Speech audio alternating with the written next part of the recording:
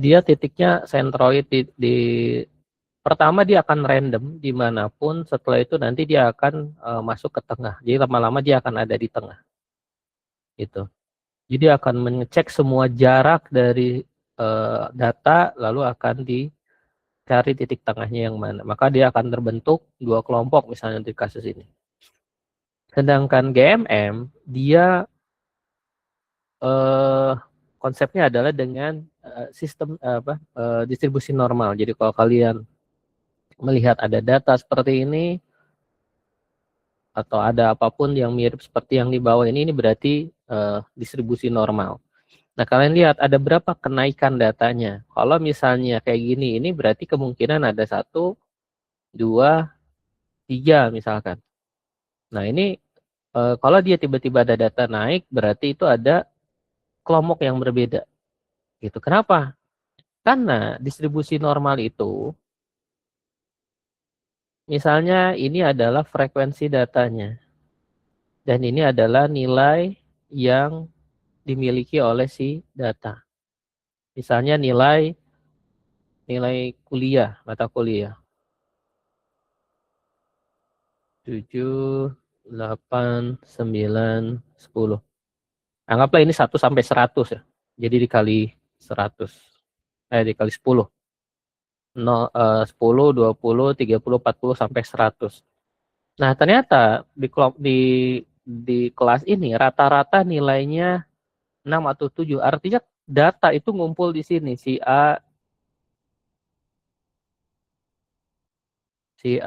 B, si C itu ada di sini semua. Kebanyakan. Ada yang nilainya 90, ada yang 95, beberapa ada yang 80, ada yang 50, ada yang 4, yang 3 bahkan gitu ya. Nah, dia ini kan banyaknya data. Jadi berapa banyak data di sini? Oh, sekian. Yang di sini oh, sekian. Yang di sini ini banyak banget. Yang di sini juga lumayan gitu kan. Yang di sini banyak. Yang di sini cuma segini.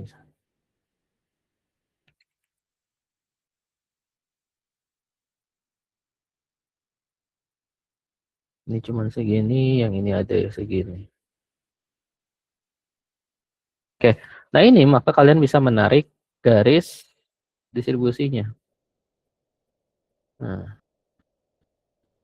artinya data itu ngumpul banyakan di sini. Maka kalau di sini ada tiba-tiba kelompok yang naik sendiri, misalnya di sini ada tiba-tiba ada yang tinggi.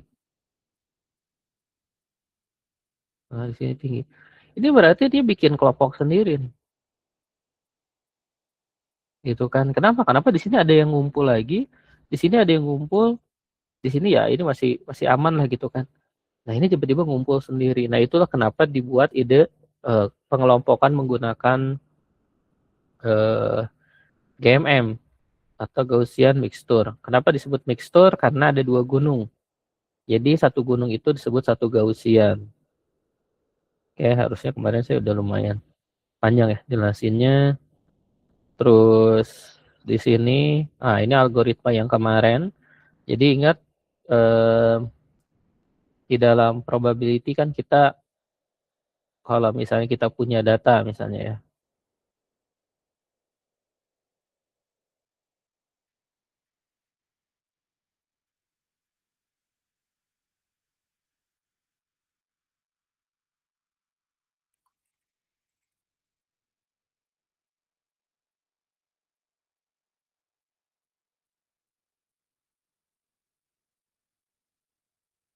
punya play tenis.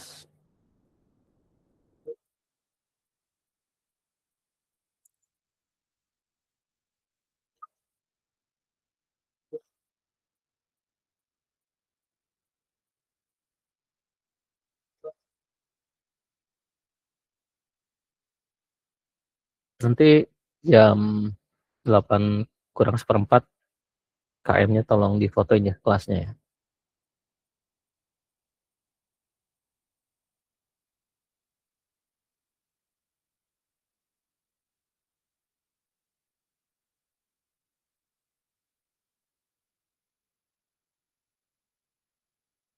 Mukanya pada nggak ada di layar.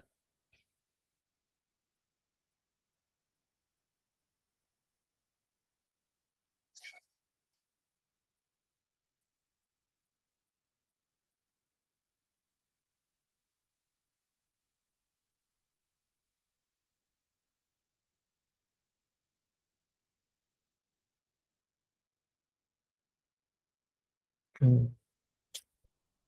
Jadi semuanya hitam semua nih, nggak ada ini,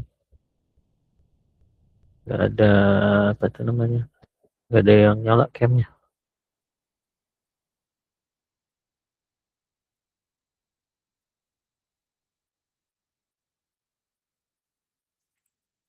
Saya foto dulu lah, ya dikirim ke apa namanya program studi.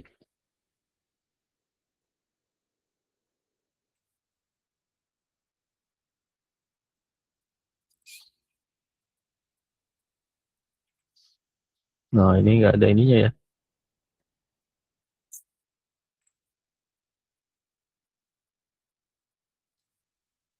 Oke, di dalam probabilistik itu saya kadang mouse ngajar. Apa namanya?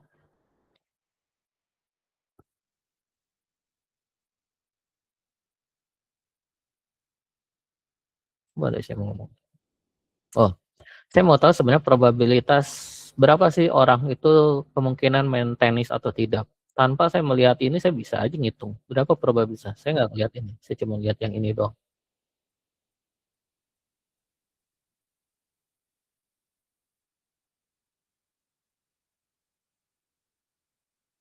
Tugas pakai AI, nggak paham sama sekali yang dikumpulin. Biasa. Eh, saya lupa lagi. Saya pengen tahu sebenarnya dia orang-orang itu main tenis. eh Banyak orang ingin bergabung ke panggilan ini.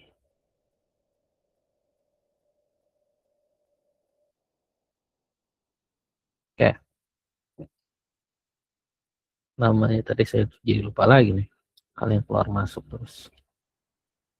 Oke, saya mau tahu sebenarnya berapa sih probabilitas seseorang itu main tenis karena ada data yang diobservasi misalkan ya. Ada data fakta. Kita sudah mengobservasi 14 hari seperti kasus-kasus yang kemarin saya contohin pakai kulit tenis. Maka yes-nya ini karena berlabel dia ada yes ada berapa nih? Satu, dua, tiga, empat, lima, tujuh, delapan, sembilan. Lalu no-nya ada berapa? 5. Nah, maka total data itu ada 14.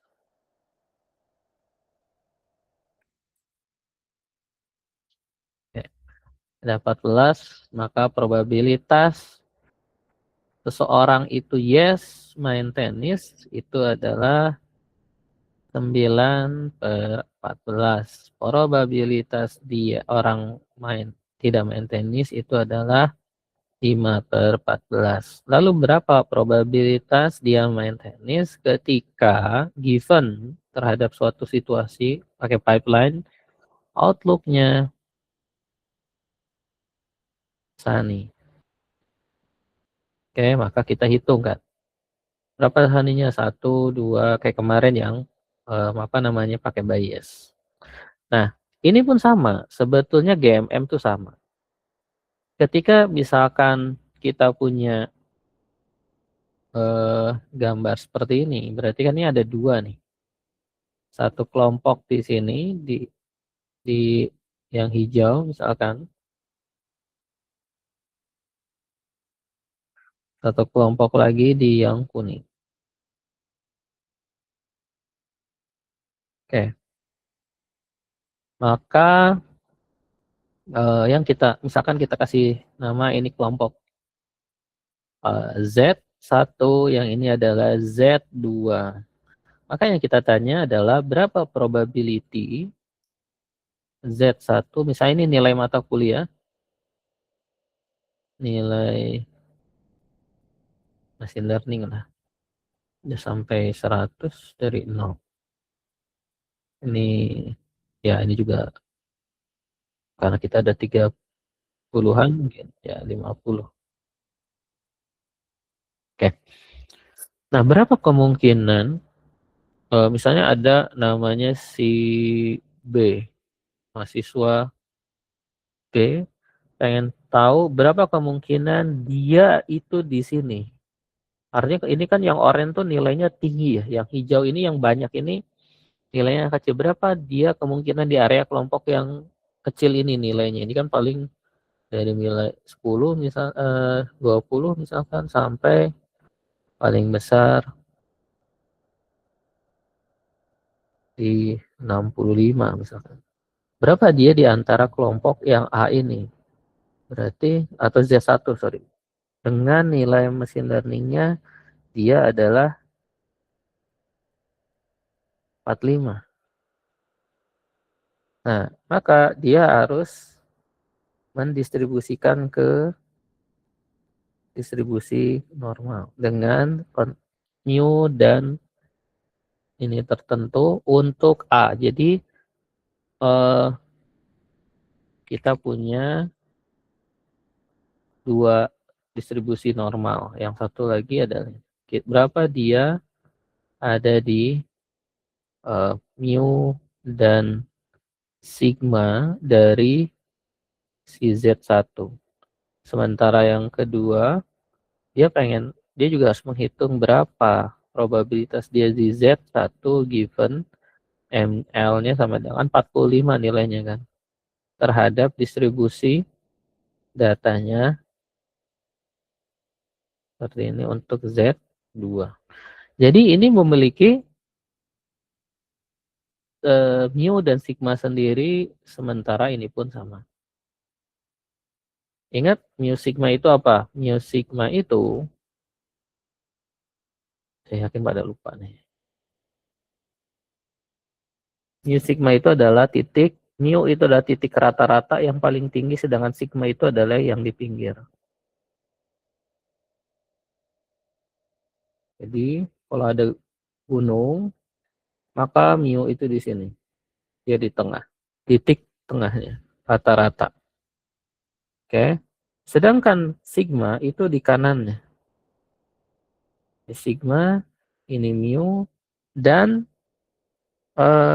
ini sebutnya dengan standard deviation bisa. Deviation. Yang ini min. Oke. Nah, kalau misalkan mu-nya adalah 0,5, sigmanya adalah 1,2, maka tinggal dimasukin aja ke fungsinya. Berarti nanti 1 per berapa?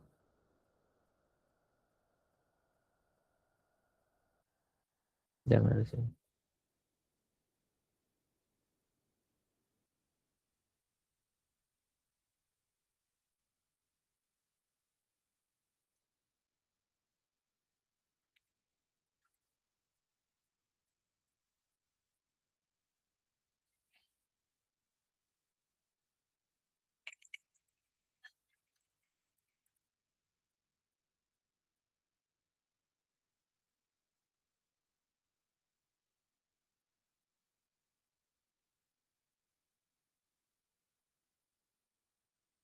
Ambillah yang ini lah ya.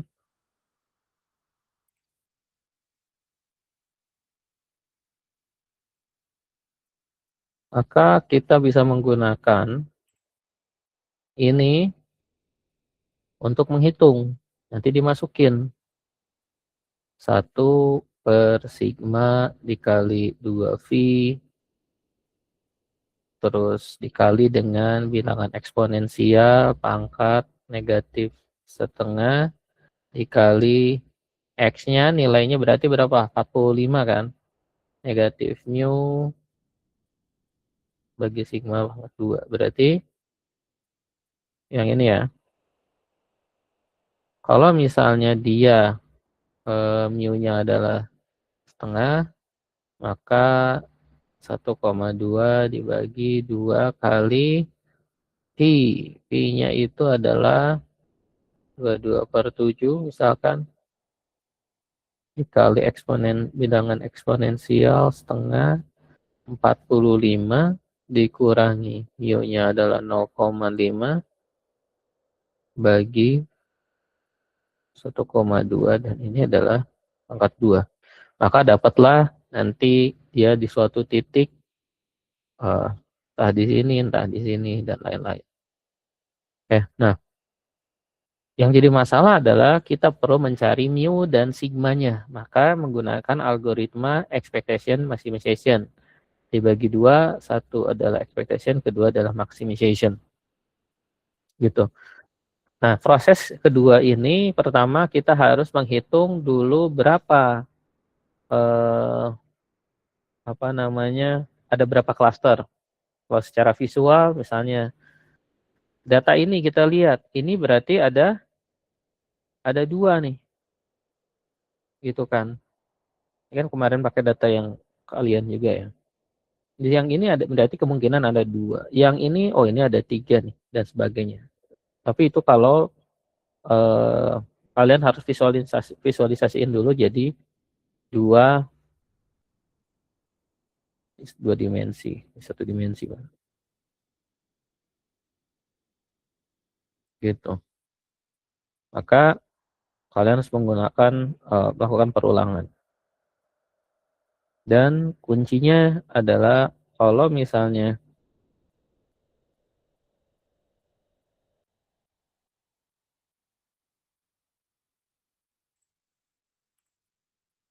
kalau SGD, stochastic gradient descent yang sebelumnya kita pelajarin di neural network ataupun di linear regression, dia harus menekan error. Kalau dia harus menekan probabilitas yang harus ditekan.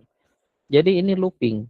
Ini loop terus selama apa nih?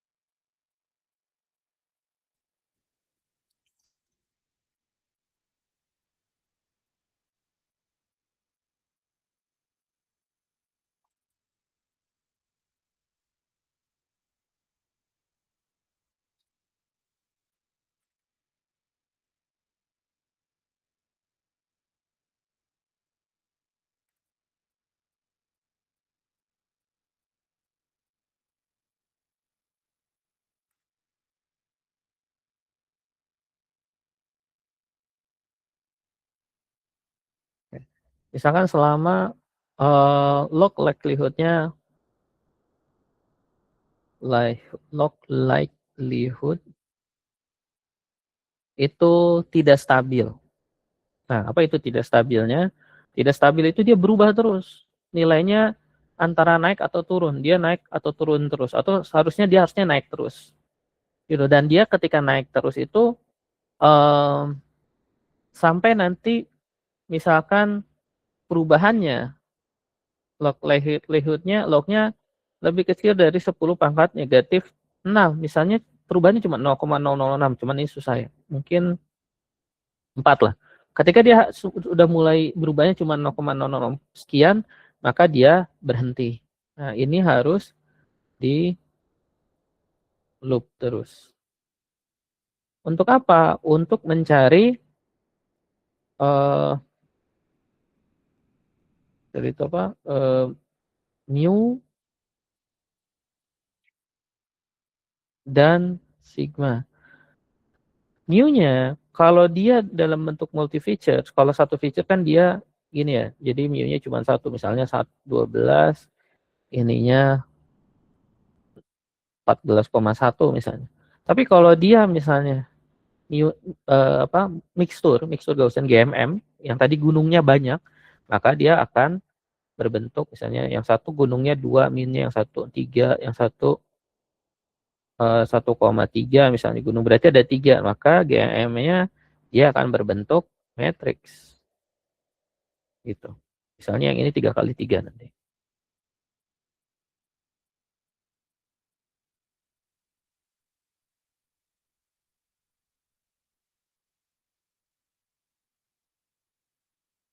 Oke. Nah, pertama itu menghitung ada berapa sih gunungnya. Kalau sekarang kita lihat dulu secara visual aja. Kayak tadi kalian pakai library untuk melihat distribusi normal, kelihatan tuh distribusi normalnya kira-kira ada berapa gunung. Misalnya kita bilang ada 3 gunung, berarti kan N-nya berarti sama dengan 3. Maka eh, kalau di sini ini dia menggunakan N sebagai, kalau tadi saya Z misalnya, eh, maka di sini Z2, di sini Z1. Nah, kalau di sini dia menggunakan N, N1 dan N2. Nah, dia harus menghitung eh sebentar,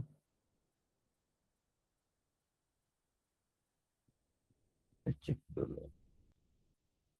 Expectation, M, estimate, expectation. Oke, maka dia harus, saya lupa itu apa ya. Eh, saya tanya GPT dulu ya. Saya lupa nama simbolnya sebetulnya. Yang, oh gamma, sorry sorry gamma. Ini gamma nih yang kayak huruf Y. Ini gamma. Saya agak lupa. Hmm, simbol. Ah ya, gamma. Oke, gamma itu adalah berapa probability dari oke, ini dia nggak ada ininya ya, nggak ada kan, kayak kita gamma dulu. Gamma itu adalah probability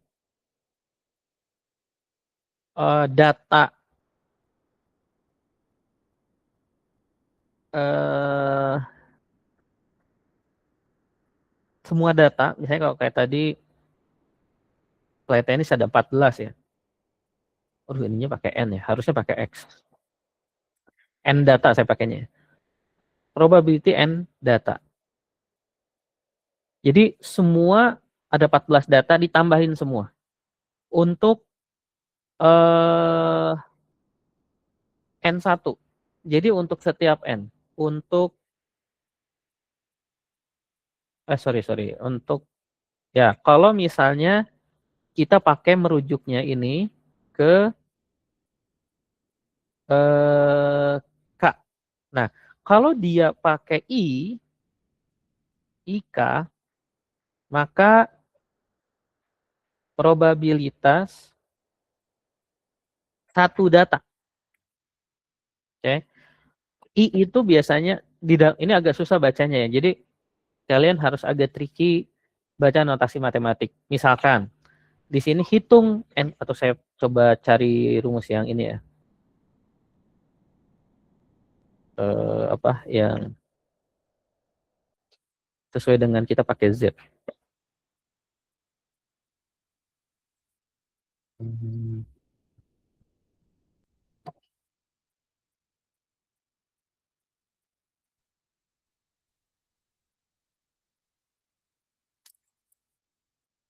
oke, Z buat ini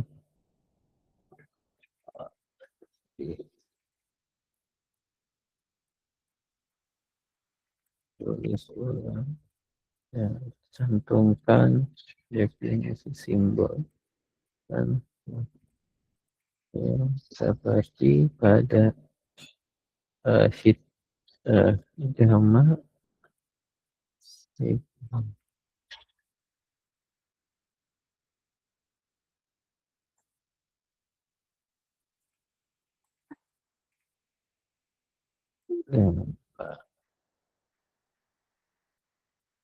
perjelas dan gunakan Z.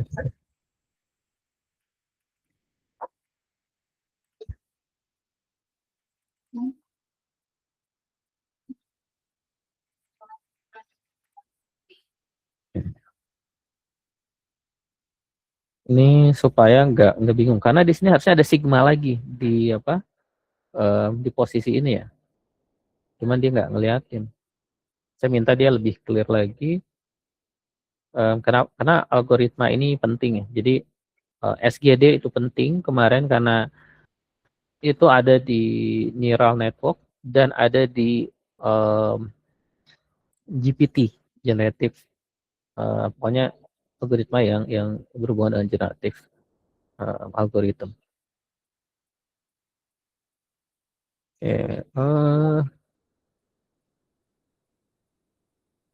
Tuh ini masih sama ya.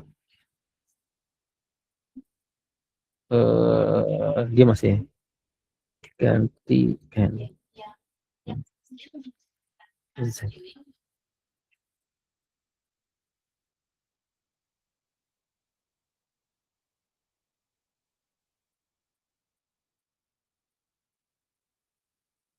Ini masih pakai N.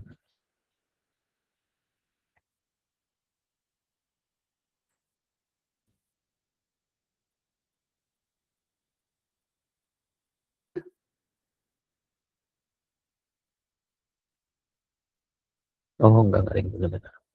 Oke.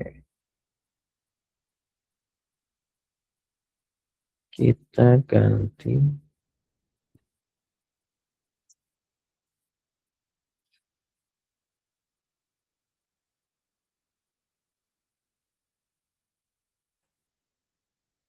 Oh ini benar ternyata dia ini masih per data.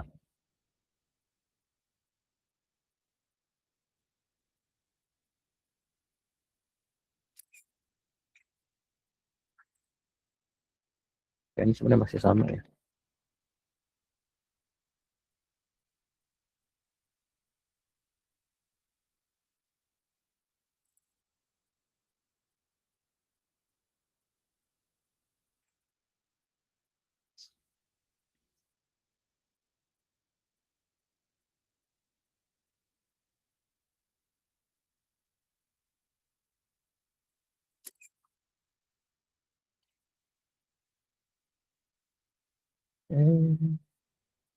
Dan ini simbolnya.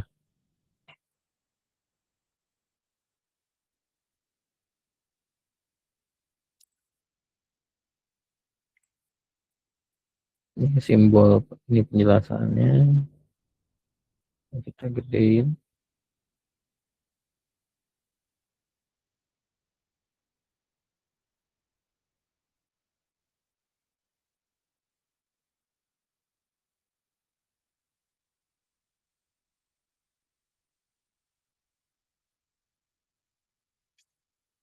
Oke.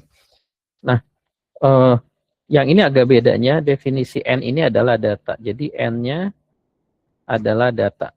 Jadi banyaknya data. Kalau ada 14 ya ada 14. Maka kalau misalnya N ke K, maka K-nya ini klasternya. Gitu. Nah, berarti kalau kita ada 3 klaster berarti kita harus hitung N untuk Z1 misalnya, N untuk Z2 dan N untuk Z3.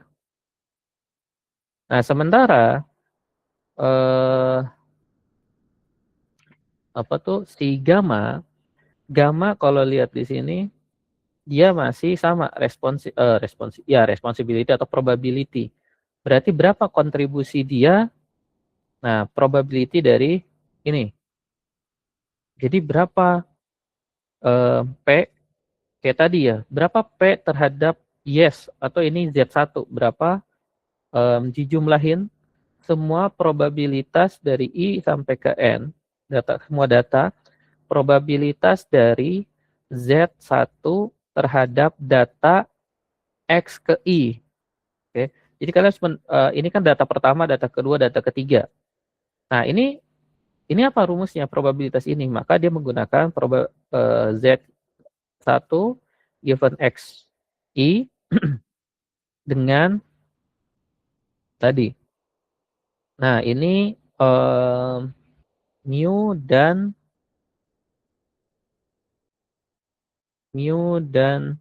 sigma. Tapi karena ini kemungkinan multivariate, maka dia menggunakan sigmanya ini. Ya, jadi cara menghitung probabilitasnya adalah ini. Seperti yang tadi kita udah contohin, ini. Gitu. Jadi ini sama dengan tadi PZ1 didistribusikan ke sini. Jadi berapa probabilitasnya, maka nanti akan keluar. Misalnya nanti 0,7 misalnya. Nah, di sini juga dimasukkan lagi, ini data pertama, data kedua, data ketiga dimasukin ke rumus. Jadi setiap data. Ini juga sama, cuman bedanya N ini dihitung probabilitas Z2 given X ke I. Ini juga sama, N probabilitas Z3 ke I. Kayak gitu. Nah, setelah nanti kita dapat masing-masing berapa dari N dari setiap klasternya, kita dapat nih NZ1, NZ2, NZ3. Maka kita butuh menghitung berapa mu barunya. Jadi sama kayak weight juga dihitung berapa taksirannya, terus diupdate weight-nya. Jadi ini pun sama, cuman kalau kemarin kita pakai weight, yang ini pakai mu misalnya. Nah, kita update dengan cara gimana? 1/N(K). Berarti kalau misalnya ini totalnya ya, misalnya ini totalnya 23, yang ini 10, yang ini 15. Maka kita menghitung ini mu untuk klaster K. Nah, ingat, kita punya, aduh ini nggak ada lagi gambar. Kita punya beberapa klaster kan. Kita punya 3 gunung lah. Berarti di sini dia punya mu sendiri, di sini punya mu sendiri, di sini punya mu sendiri. Dan mereka punya standar deviasi sendiri, standar deviasi sendiri, standar deviasi sendiri, sigma. Ingat, sigma ini sama dengan ini.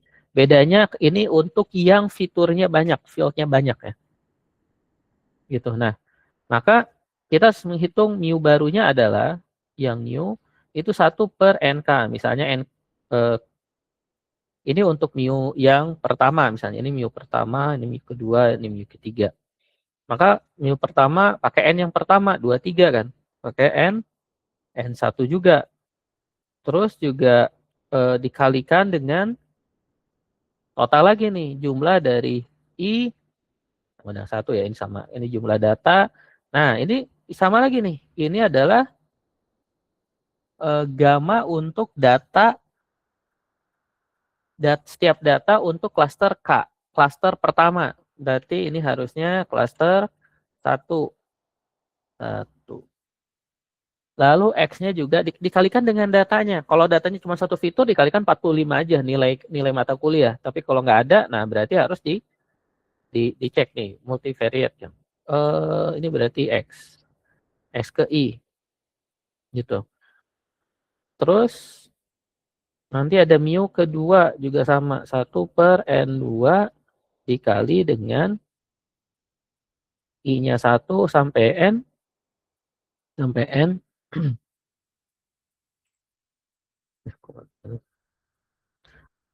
N dan ininya I1 kali X I. Yang I ketiga juga sama, maka kita bikin 3, 1/N2, N kedua, ini N, ini I, ini juga gamma, I ke 1 dikali X ke I. Oke, setelah dapat misalnya nanti mu yang baru, maka kita harus cari sigma yang baru. Jadi machine learning itu sebetulnya rumusnya tetap, konstantanya yang kita coba mencari berubah. Kayak kemarin Linear regression. Datanya seperti ini. Nah, ini harga rumah, ya kan? Nah, yang kita cari berapa M-nya, berapa C-nya. Maka kita random dulu, terus pelan-pelan kita improve. Ini juga sama, pertama random, lalu kita improve mu dan sigmanya. Sigmanya gimana caranya? Nah, ini ya sama. Berarti untuk sigma klaster pertama itu adalah 1 dibagi K pertama dikali, ini sigmanya beda, ini pertambahan, udah kayak sama kayak tadi. Ini N, ini gamma, gamma yang tadi, I untuk klaster pertama dikali X ke I dikurangi mu yang baru, mu pertama mu X ke I dikurangi mu ke mu transpose. Ini matrix transpose. Oke. Kenapa ada transpose? Karena multivariate. Ini bakal matrix gitu. Nah, setelah itu dapat, maka kita punya mu baru, sigma baru, maka kita lakukan lagi yang di sini. Kayak gitu.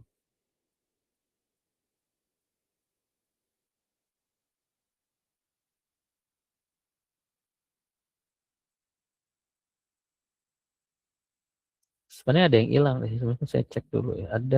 Harusnya ada satu parameter itu namanya,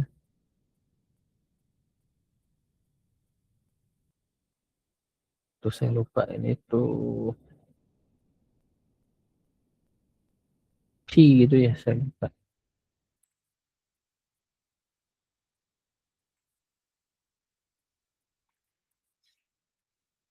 P-nya ini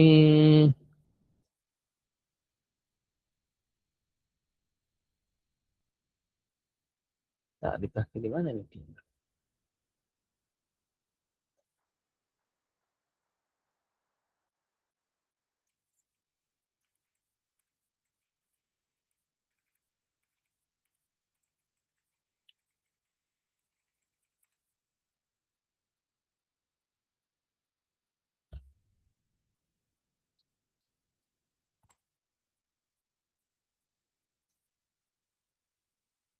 P. Sampai sini ada yang mau ditanyain dulu nggak? Dia looping sampai eh bentar, saya lupa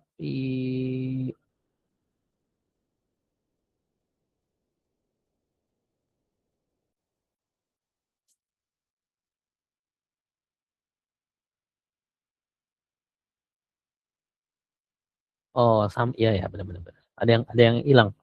Oke, ini kita udah dapat, tapi ada yang namanya itu eh mixing coefficient. Jadi berapa dia itu, apa yang namanya tuh, kontribusi untuk setiap cluster. Itu disebut dengan P. Nah, si P ini rumusnya,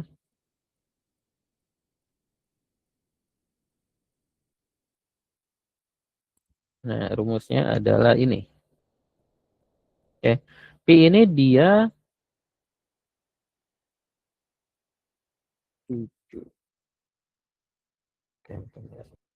ini agak krusial.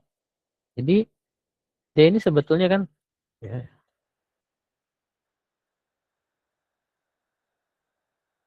cek. Dia ini P ini dicari, ini kan kalaupun dia baru pertama kali ya tetap new ya. Dia harus menghitung setiap cluster itu berapa kontribusinya. Jadi dia harus menggunakan N ke K dibagi dengan N. Jadi kalau misalkan NK-nya tadi kita udah hitung di atas itu adalah 23, 23, terus ternyata total seluruh data misalnya nilainya adalah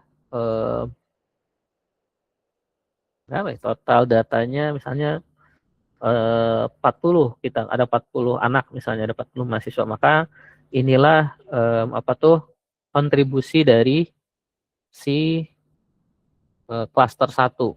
Jadi kalau misalnya P1, oke, ini 1 sama dengan 23/40, terus P2 itu dia tadi berapa yang di atasnya? Ada yang 10, ada yang 15 ya. Ini 10/40 dan P3 itu 15/40. Nah, kalau perubahan ini nilainya tetap segini, jadi sebetulnya ketika N ke K ini sudah mulai tidak berubah dan ini juga udah mulai stabil, kurang gede. Jadi kalau si P ini udah mulai stabil, maka ini berhenti. Kenapa? Karena udah mulai stabil, kan dia looping selama tidak stabil. Atau kalau terlalu lama nih nggak stabil-stabil si nilai P-nya, maka kita punya batas epoch sama. Epoch kalau misalnya ya udah pokoknya kalau udah 1000 masih belum stabil, berhenti aja. Kayak gitu. Sampai sini ada yang mau ditanyain nggak? Pusing ya? Oke. Kita coba implementasiin sama kayak waktu kemarin kita regresi linear, kalian lihat kan errornya, turunnya dan lain-lainnya. Nah, sekaligus saya mau coba satu strip misalnya. Sorry, kok salah terminal. Search.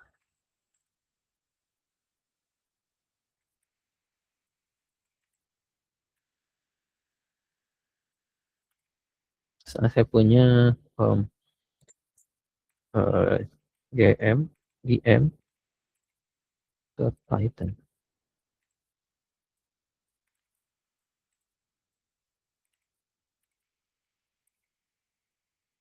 Oke, saya pakai kelas bla bla bla bla.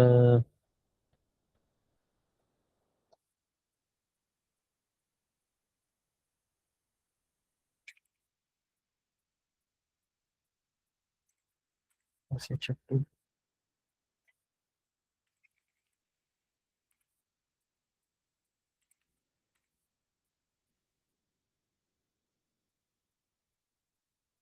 If you install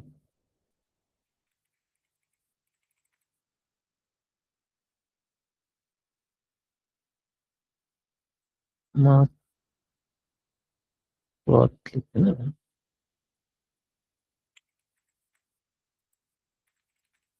oh typo,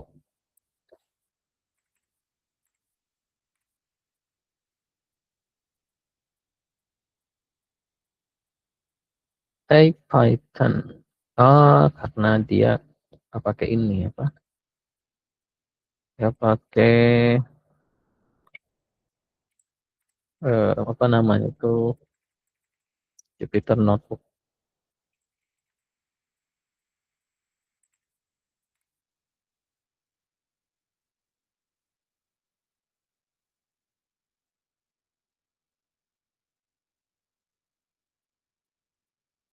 Step is greater than 0. Kita cek.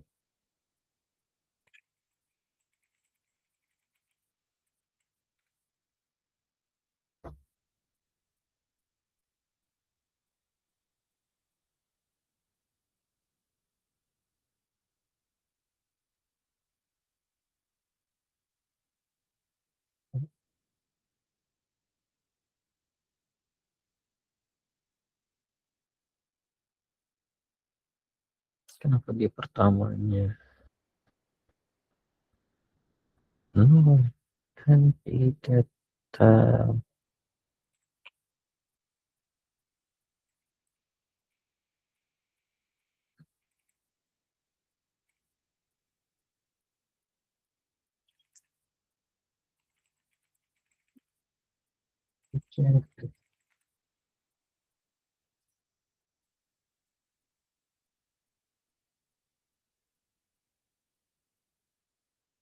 Data engine.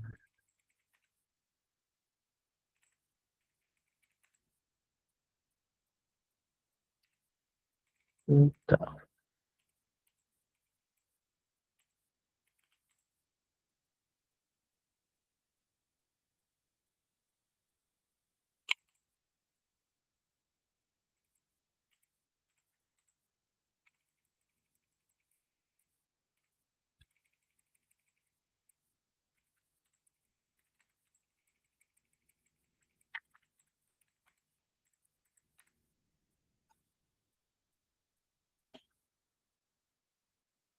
is not defined. It's not defined. 162 162 ID.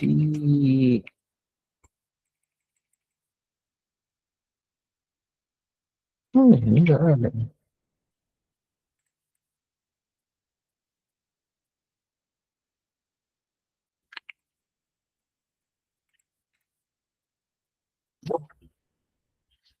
Iterasi ke dia nggak ngasih ini iterationnya.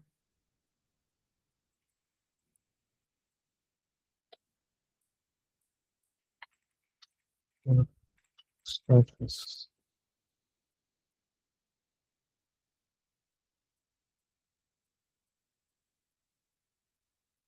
Oh, atasnya iteration.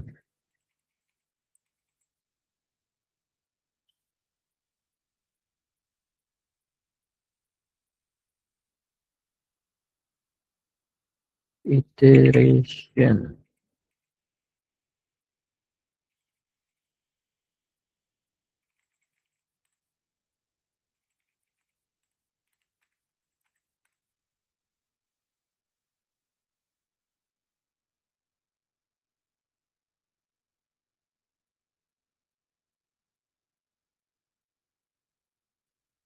Oke.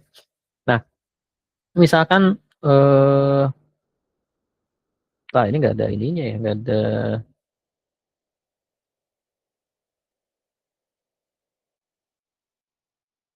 apa namanya show si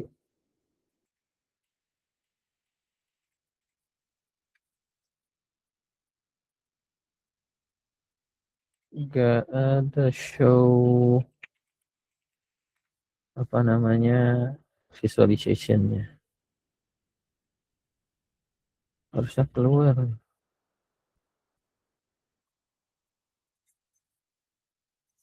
Saya coba di Jupyter Notebook dulu. Install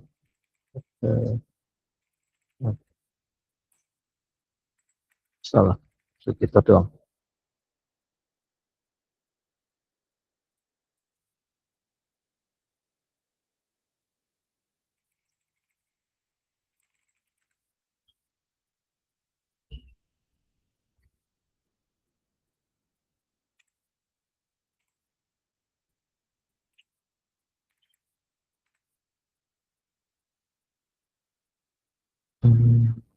Cek copy link.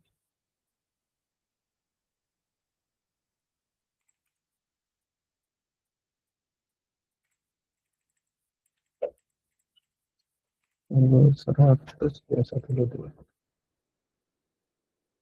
Oh, keduanya nggak connect karena VPN udah nyala.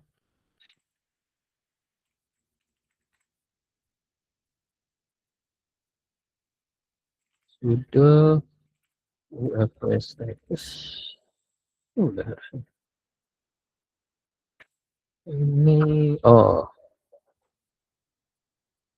saya lupa config-nya supaya dia enggak kita listen. Jupyter Notebook host 0.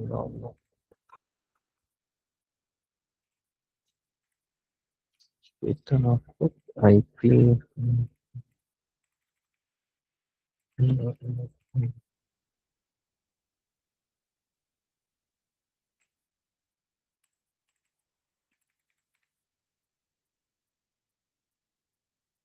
Oke.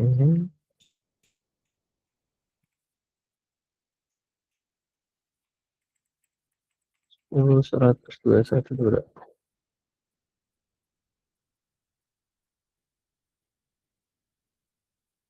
Ya, bisa saya bikin baru. Loh,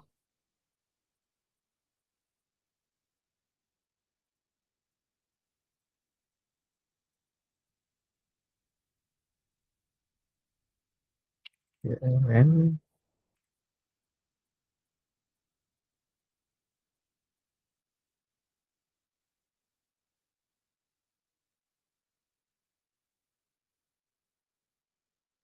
Oke, tadi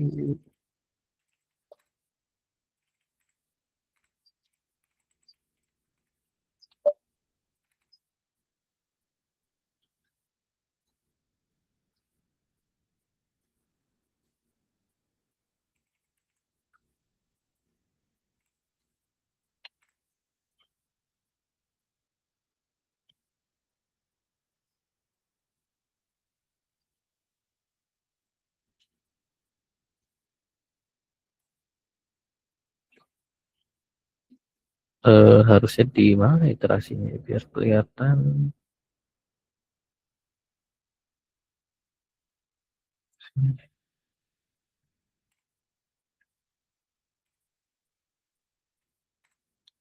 Oke, saya punya data random.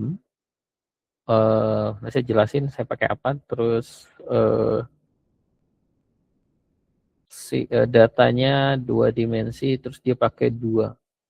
Ini nggak ada printnya apa ya? Display explain.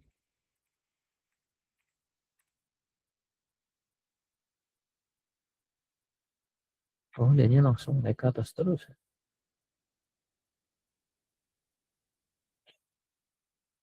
Supaya dia nggak langsung nggak harus update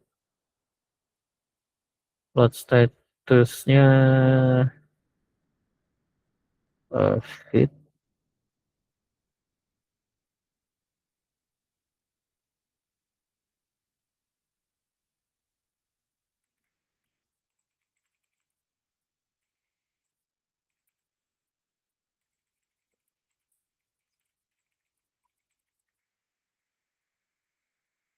Hmm,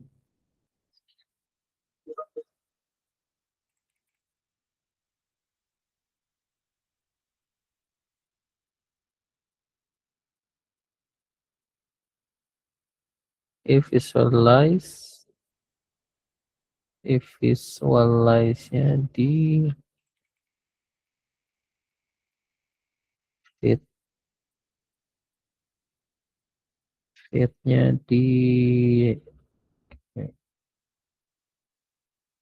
proses ini enggak. Oke, perlu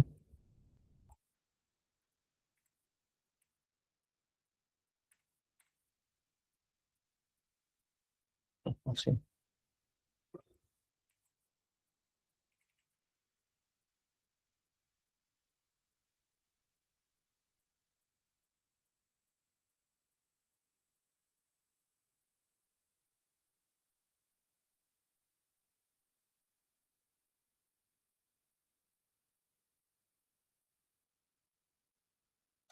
visualize.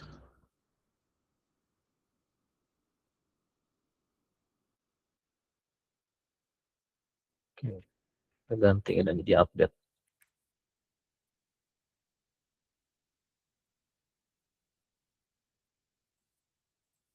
Oh, ini enggak.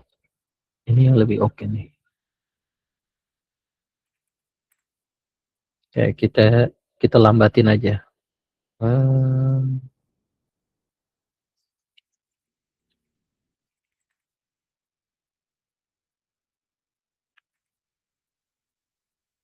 Delay-nya di mana nih? Delay.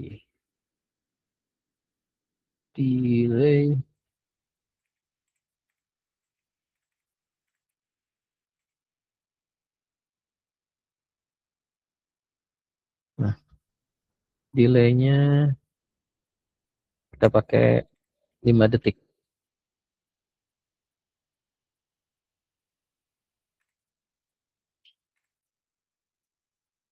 Oke. Nah, ini adalah yang kita lihat yang artinya sini ya. Ini klaster pertama yang dia bikin. Ini yang kedua, terus dia bikin yang ketiga, ya harusnya dimatiin dulu yang bawah. Ini yang keempat, lihat dia makin fit. Tuh.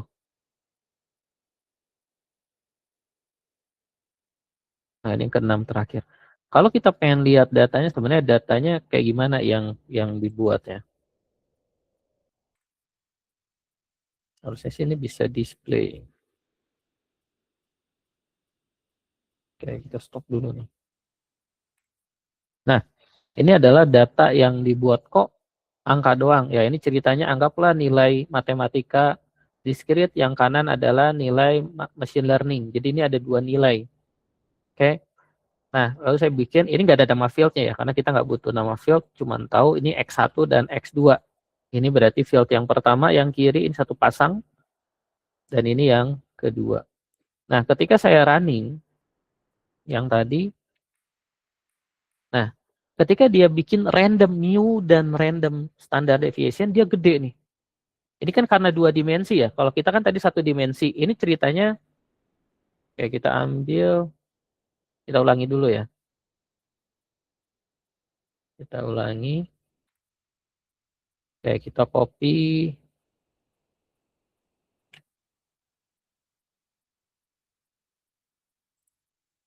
masukin ke sini dulu buat kita lihat. Ini yang pertama, terus kita dari awal. Ini satu, yang kedua, yang ketiga, ini yang keempat, ini yang kelima, ini yang keenam, ini yang ketujuh. Wah, ini ada 8 yang sekarang. Karena saya generate ulang datanya, jadi bisa jadi yang tadi cuma 5 iterasi, sekarang ada 8. Yang 9, ini apakah di X10?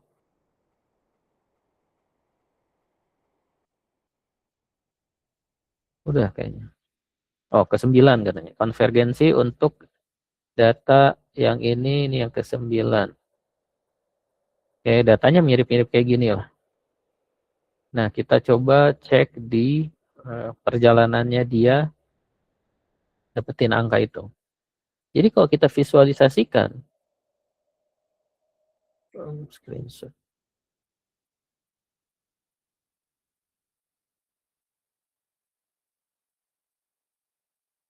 Ini yang kedua, ini yang ketiga, ini yang keempat, ini yang kelima.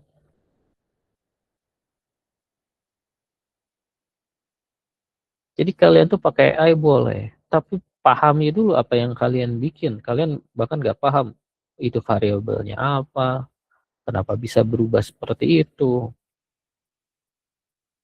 Jadi yang UAS kalian udah tahu bakal ditanya gimana. Saya pakai AI, tapi saya tahu dia tuh ngapain, kenapa bisa seperti itu. Nah, lihat perjalanan ketika dia pertama kali apa namanya mu-nya ngasal nih. Ini dia mu dan stigmanya atau standar deviasi atau covariance-nya, ini matriks juga covariance-nya, ini masih ngasal. Nah, artinya ininya tinggi sekali. Apa namanya? Ini kan berarti titiknya di mana? Di sini kan? Di sini. Dia bilang titiknya katanya di situ. Jadi kalau kita visualisasi yang pertama ini ya, ini yang kedua, ini yang ketiga nih. Yang pertama, kalau kita visualisasi secara satu dimensi, yang ini dua dimensi ya. Yang di sini itu dua dimensi. Yang kita coba tiga. Yang pertama, kelas pertama, maka dia kecenderungannya seperti ini. Oke. Nah, jadi ini ujung yang sini, yang ini ujungnya di sini. Nah, tapi dia bilang titik puncaknya di sini. Padahal datanya ada di sini. Ya enggak? Padahal datanya di sini. Tapi dia bilang di sini. Salah kan? Maka dia koreksi. Dia coba hitung ulang. Dia lihat yang pertama lagi, kita lihat yang pertama. Nah, dia geser dari di sini ini di 2,5, dia geser jadi sedikit nih 2, berapa lah 2,6 misalnya. Dia geser ke sini. Jadi dari sini dia geser puncaknya ke sini. Itu kan. Tapi masih salah. Orang datanya masih di sebelah atasnya lagi. Lalu di iterasi selanjutnya dia geser lagi dari 2,6 jadi lebih lebih ke ini, lebih ke kanan. Nah, tapi masih jelek nih. Karena datanya masih di sini. Tapi better, dia asalnya di sini jadi di sini. Lalu dia iterasi lagi. Wah, udah gitu standar deviasinya asalnya sepanjang ini. Jadi asalnya bisa jadi standar deviasinya tuh yang di sini. Ini saya agak salah gambarnya ya. Kita hapus lagi.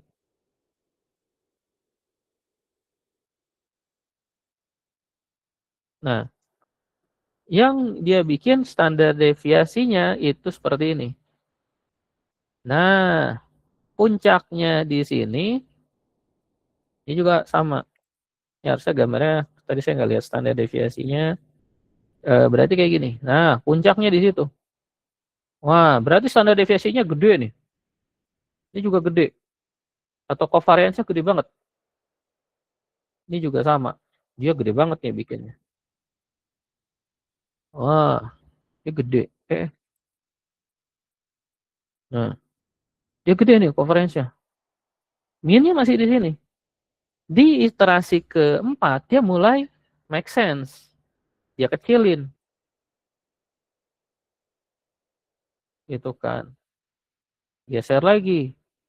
Sampai di sini dia mulai mengecil sampai dia ada di sini. Ini yang masih satu ya. Datanya di sini dan dia mulai mulai oke. Kayak gitu. Nah, itu ada proses iterasi yang kejadian. Jadi butuh berkali-kali dan ini mungkin yang pertama buat ngefit yang atas dulu, yang kedua selanjutnya. Jadi ketiga kelompok ini coba di fit kayak gitu. Sampai sini kebayang nggak? Looping iterasi yang terjadi di proses belajarnya, di proses trainingnya. Jadi dia random dulu pilih, terus dia coba fit. Nah sampai log likelihood-nya ini kan negatif 1. Jadi kok negatif ya nggak masalah, orang itu kayak error. Berarti masih belum oke nih. Sampai dia dilihat di 8 ke 9 dia nggak berubah. Nah dia nggak berubah berarti udah stabil. Kayak gitu ya prosesnya. Sampai sini ada yang mau ditanyain dulu nggak?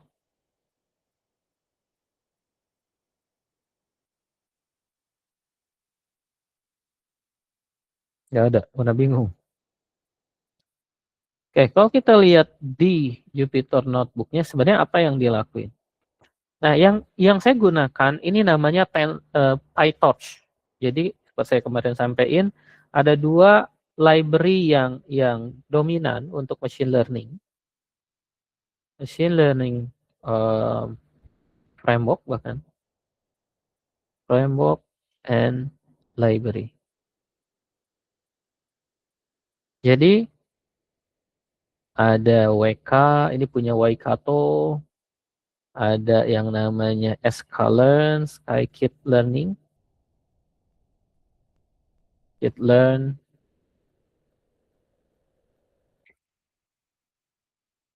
Kalian cari ini dari University of Waikato. Waikato saya lupa nulisnya.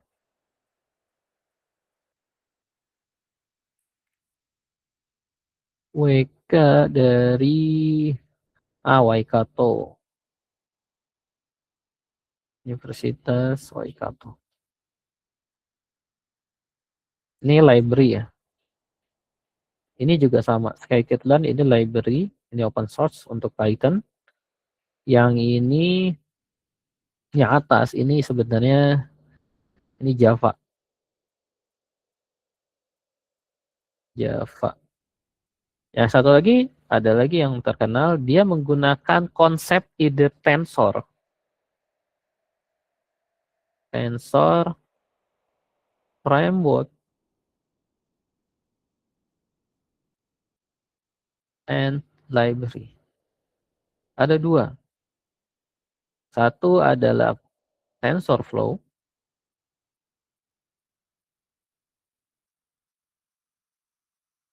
Ini punya Google. Yang satu lagi adalah PyTorch. Ini punya Meta atau Facebook. Oke, yang saya pakai yang tadi dicontohin adalah PyTorch. Nah, apa sih perbedaannya ketika kita menggunakan TensorFlow, ini punya Google dan PyTorch. Pertama, kenapa kita menggunakan konsep tensor? Ini mirip NumPy. Bedanya yang dilakukan NumPy adalah dia ringan karena di atas C language. Ya, diimplement dari C language sehingga dia membuat array karena fokus dari konsep tensor dan data dan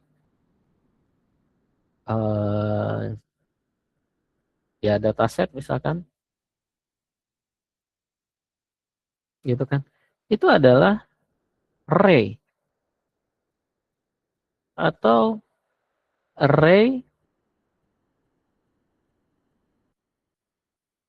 array of array.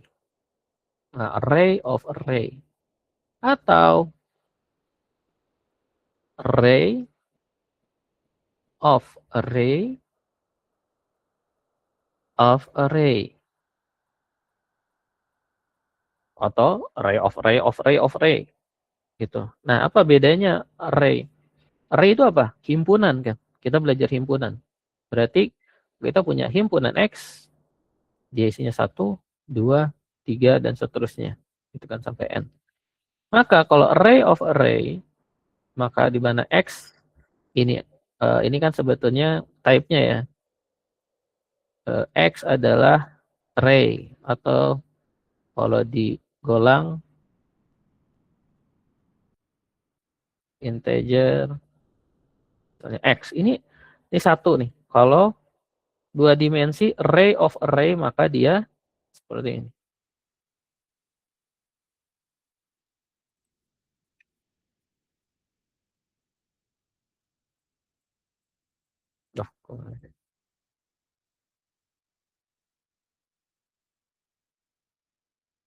Kalau array of array of array ya berarti dia ada 3.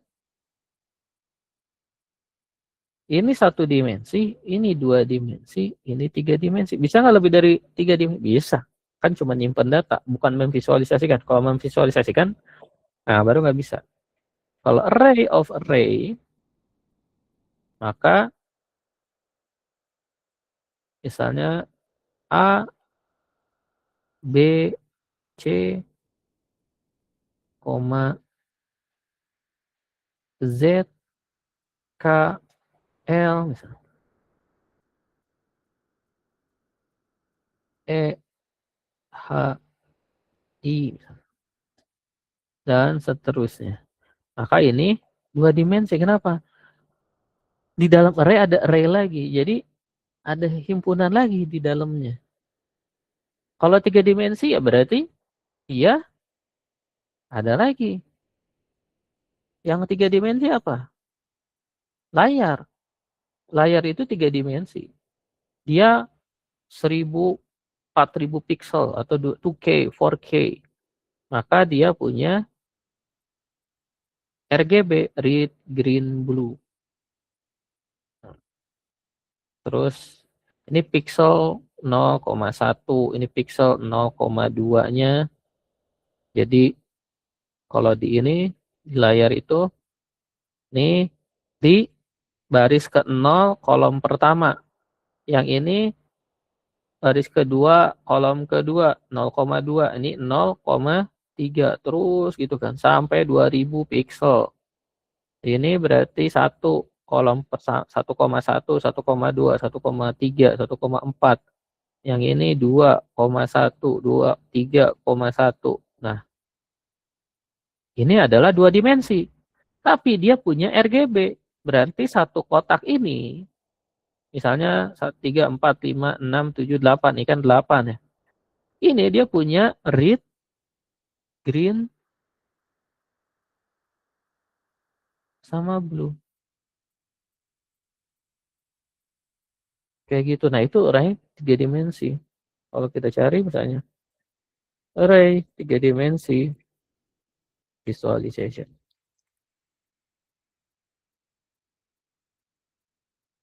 Nah, kayak gini. Ya. Nah, artinya semua berfokus pada array. Nah, tensor, wah ini saya jadi kepenuhan. Ya, tensor itu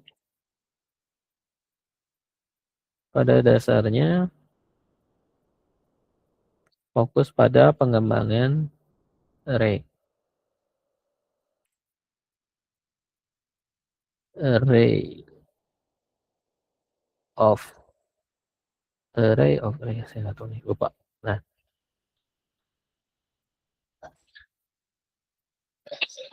tensor dan data itu adalah fokusnya di array. Maka nanti mengoptimize-nya biar cepat dan ringan. Jadi tujuannya kenapa di Python udah ada array, udah ada list, tapi kok masih ada array buatan NumPy? Karena biar tambah cepat, dia lebih ringan, lebih lebih kecil ukurannya dan lebih cepat gitu kan. Karena tadi ingat bukan cuma efektif tapi harus efisien. Efisiennya bisa dari segi space, ruang dia ringan dan waktu dia lebih cepat. Lalu yang selanjutnya tensor ini dia optimizing GPU core yang ada di VGA card buat gaming itu dia bisa optimize. GPU itu kalau CPU itu mungkin hanya punya 16 core, 30 core, GPU core itu bisa sampai 9.000 cores dan lain-lainnya. Nah, tapi dia butuh konsep yang berbeda. Kenapa? CPU itu jauh lebih pintar GPU. Jadi CPU yang punya Intel atau Ryzen itu dia lebih pintar dibanding GPU-nya Nvidia ataupun Radeon-nya yang punya AMD misalnya. Nah, yang punyanya AT itu jauh lebih bodoh dibanding CPU yang kita pakai sebagai CPU utama ini tuh lebih bodoh, tapi dia keroyokan. Maka tensor konsep ini adalah mengoptimize supaya perhitungan misalnya 1, 2, 3, 4, 7, 3, 1, 1, 1 dikali dengan 4, 6, 7, 7, 30, 1, 2, 6, 3, 8. Ini bisa lebih cepat. Ini kan harus ini dikali ini dikali ini dikali ini ditambahin, ini dikali ini dikali ini kali ini tambah sorry salah. Ini kali ini kali ini kali ini tambahin. Ini juga sama terus gitu sampai ke belakang. Nah, bayangin kalau perkaliannya itu tadi datanya berapa kolom, 100 kolom terus ada 100.000. Berarti dua dimensi kan array-nya. Berarti kolomnya 100, barisnya 100.000. Terus dilakukan perkalian kayak tadi, maka wah itu lama. Dibuatlah parallelism. Maka di sini nanti masuknya ke area high performance computing. Saya nggak tahu kita punya mata kuliah ini nggak. High performance computing.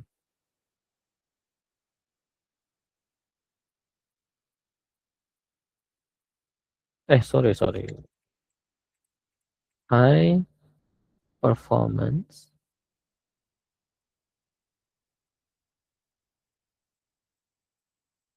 computing.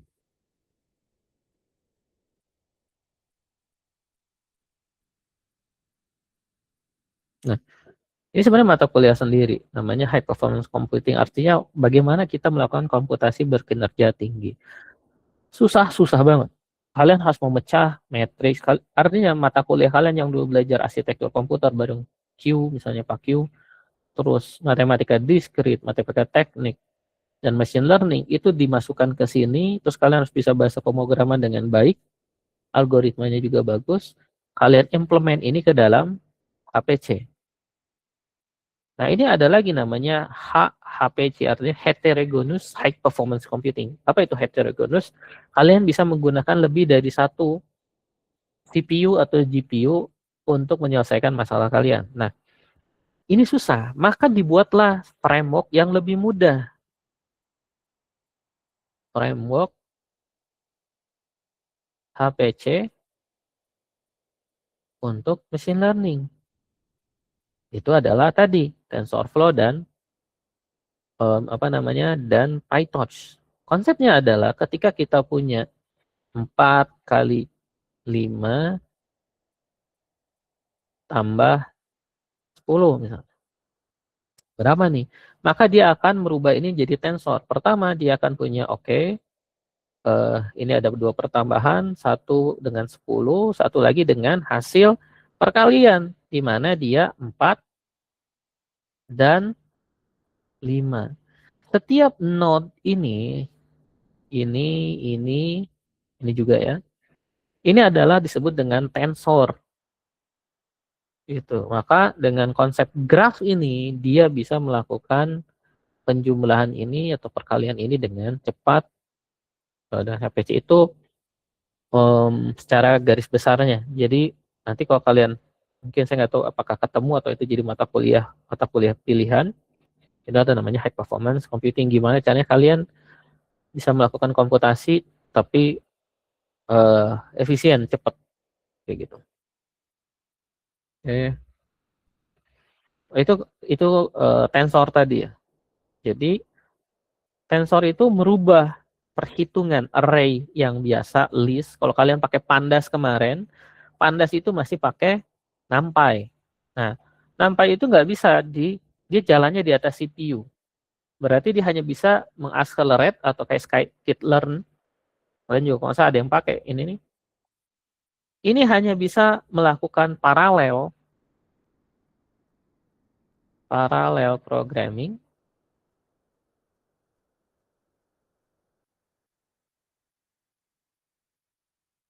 itu di CPU. Sedangkan ini di GPU. Oke, itu bedanya. Jadi scikit-learn terus NumPy itu hanya bisa melakukan paralel di CPU. Apa itu paralel programming? Paralel programming itu kalian bisa mengeksekusi suatu fungsi atau apapun proses itu lebih dari satu proses dalam satu waktu. Artinya jalannya berbarengan. Kalau kalian membagikan beras, misalnya bantuan, bansos sama satu orang kan lama, maka di-hire-lah 10 orang langsung, maka lebih cepat. Nah, ini juga sama. CPU itu otaknya ada bisa 10, bisa 15, maka ke 15 otaknya dipakai. Ya disisain 2 lah, 2 untuk operating system, dari 15, misalnya 13 untuk mengerjakan hal yang kalian pengen kerjakan. Nah, itu parallel programming. Banyak metode di parallel programming dan itu masuk ke materi high performance computing. Bagaimana parallel programming, gimana cara clustering, mesin cluster. Bukan clustering mesin learning ya, clustering itu memang ada 2 term di kita. Satu clustering di machine learning, pengelompokan. Satu lagi di dalam infrastructure atau high performance computing, itu melakukan proses satu task itu dengan bersama-sama. Artinya konsep gotong royong. Itu ya, framework yang dipakai oleh saya itu namanya PyTorch. Nah, apakah kalian bisa menggunakan PyTorch sementara kalian nggak punya GPU? Nah, bisa. Tapi apa namanya, CPU hanya menggunakan CPU kalau nggak ada GPU, kayak gitu. Nah, sedangkan saya kebetulan saya punya, alhamdulillah, jadi saya bisa pakai. GPU-nya kayak gimana?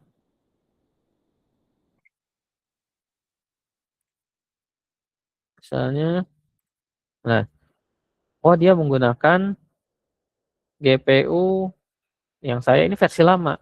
Ini harganya misalnya biasanya masih 1,5 juta atau 2 juta. Ini versi lama second. Kalau versi baru itu bisa 8 juta, 15 juta, 20 juta. Dia 3060 terus butuh 200 watt untuk menghidupkan si GPU-nya aja, bukan keseluruhan komputer, terus dan lain-lain. Nah, ini adalah mesin GPU sendiri, bukan prosesor.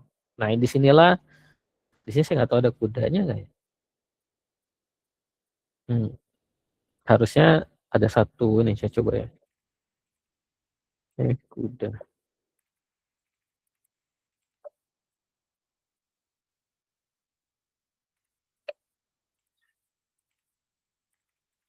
Lokal.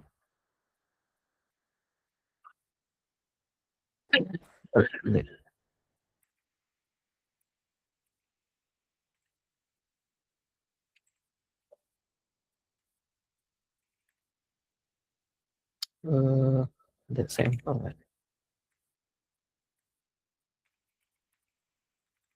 Sampel nih. Kuda 12. Nggak ada sampel. Saya coba cek.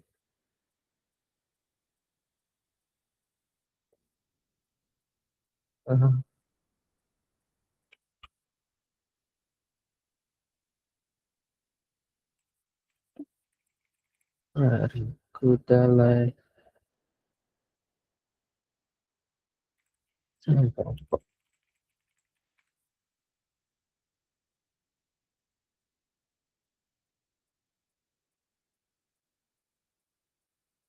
Oh, harus nge-clone. Oke, kita coba clone.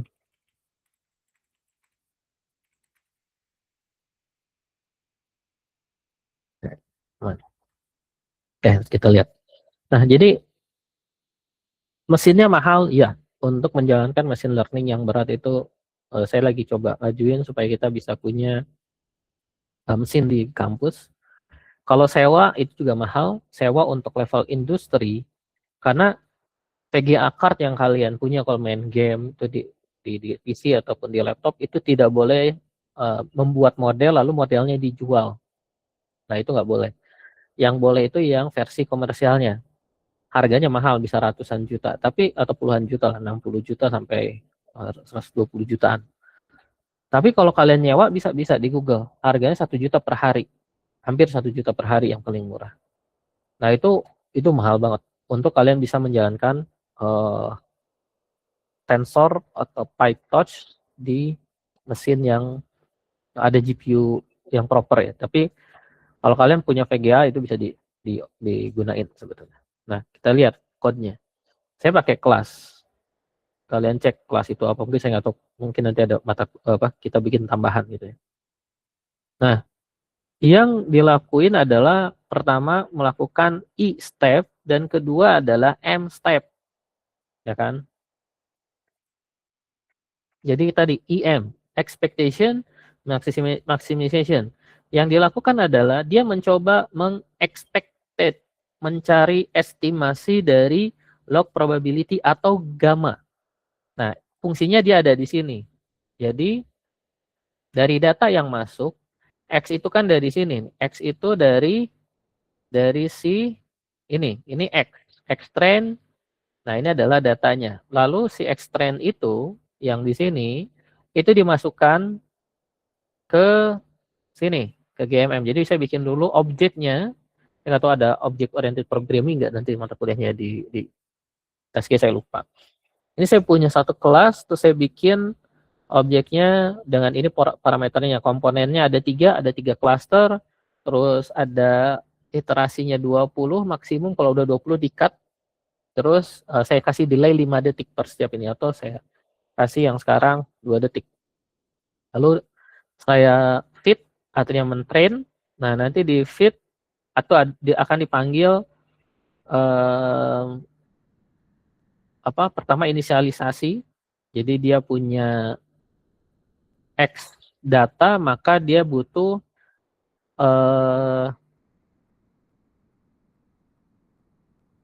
kalau dia butuh X data, dia butuh misalnya fieldnya 2, berarti yang dia butuhin adalah minimal 2 parameter buat nyimpen min, dia juga butuh 2 untuk standard deviation buat sigma gitu. Maka dia bikin inisialisasi param, maka paramnya diinisialisasi di atas. Di sini dia bikin, dia cek shape-nya apa. Shape itu berapa kali berapa sih datanya. Berarti tadi 2 kali, saya lupa, 2 kali 40 mungkin ya, atau 2 kali 50. Maka dia ngasih tahu nih, sampelnya ada 50, fieldnya ada 2. Maka dia bikin 2, nah ini indexnya ambil dari n samples dan berapa 2 komponen, n komponennya itu dot save n komponennya, ini adalah z-nya, z-nya berarti ada 3. Berarti minnya dia bikin 3. Covariance-nya juga sama, feature-nya ada 2, berarti 2 kali 2, terus dia bakal bikin 2 kali 2 matrix.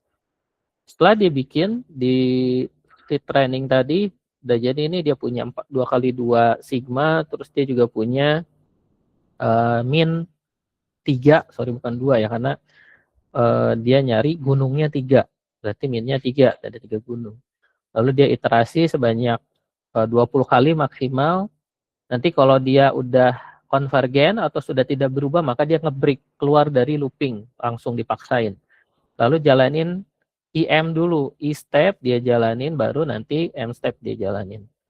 Lalu dia hitung berapa log likelihood-nya pakai delta. Kalau di sini nggak pakai, kalau tadi kan kita pakai theta ya, jadi dibagi N per K dibagi ininya, lalu dicek jumlahnya. Nah kalau dia enggak, dia menggunakan log likelihood sebelumnya dan log likelihood yang sekarang. Oke, lalu dia melakukan I step dulu, estimation. Nah ini dia menghitung berapa probabilitas, maka dia hitung nih. Dia ngambil dulu shape-nya kayak tadi sama, cuman dia mengambil covariance-nya, covariance yang keberapa, terus juga features-nya ada berapa, terus nanti dikalikan. Nah ini. Ini sayangnya dia tidak manual. Artinya dia sudah punya algoritma normal distribution. Namanya multivariate normal. Maka dia masukin means-nya berapa, means yang pertama, misalnya cluster 1, terus masukin covariance-nya berapa. Maka nanti keluar jumlahnya berapa. Jadi datanya bisa langsung, nggak harus satu-satu dihitung berapa distribusinya. Jadi proses yang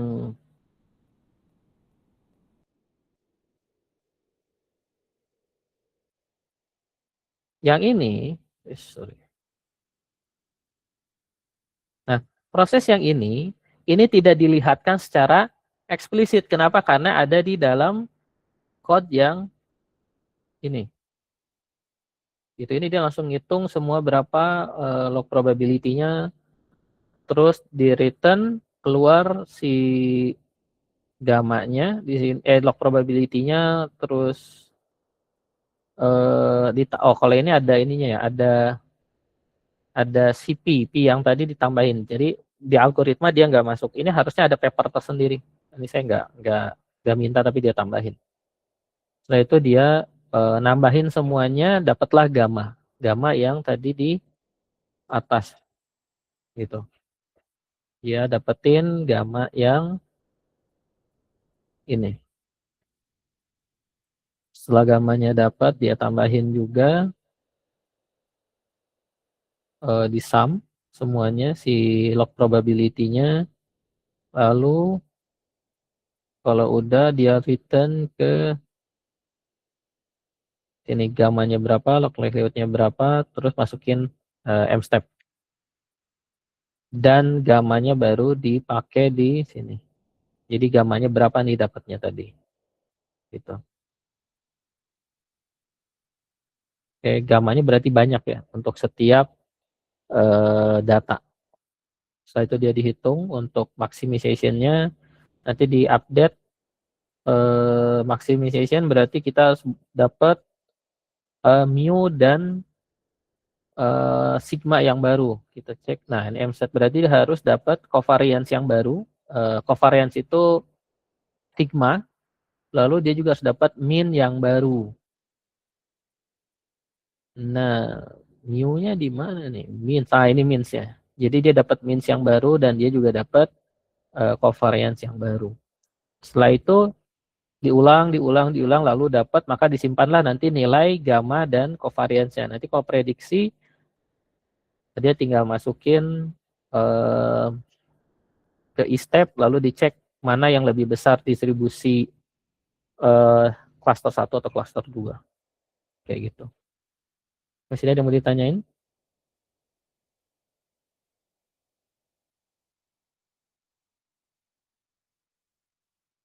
Fotonya udah?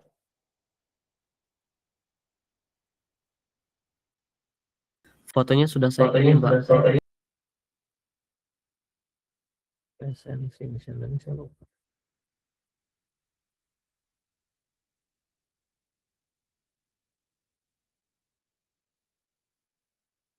Ini link. Oh, sorry, saya baru baca di komen. Kalau K-means itu label yang dihasilkannya dari jarak.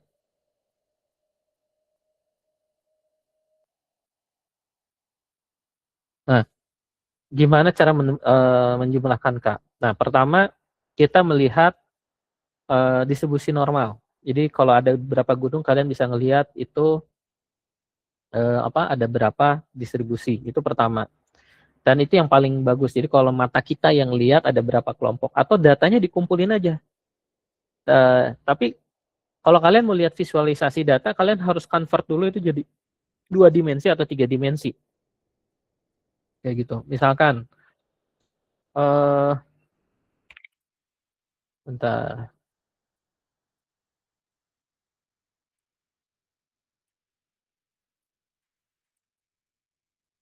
Saya misalkan gede banget.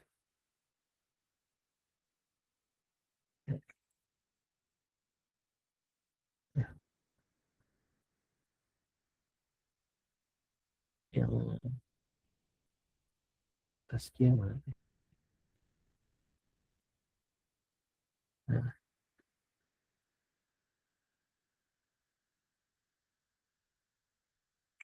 ya tadi ya, gimana cara kita menentukan K-nya berapa kalau untuk K-min? Tadi kita bisa lihat visualisasi, cuman untuk visualisasi, misalnya buat script visualisasi data dari data play tennis.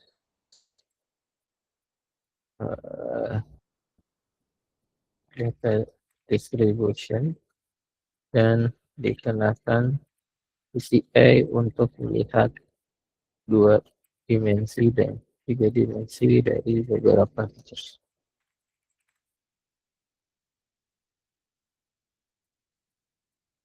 Oke, ada beberapa algoritma yang kita bisa pakai, misalnya kayak skor siluet misalnya, itu bisa tuh. Jadi nanti ada fungsi untuk ngelihat berapa K-nya. Cuman untuk melihat K yang lebih oke itu bagusnya kita sebenarnya lihat sendiri ya. Oke, saya install dulu untuk lihat sebenarnya gimana cara ngelihat secara visual.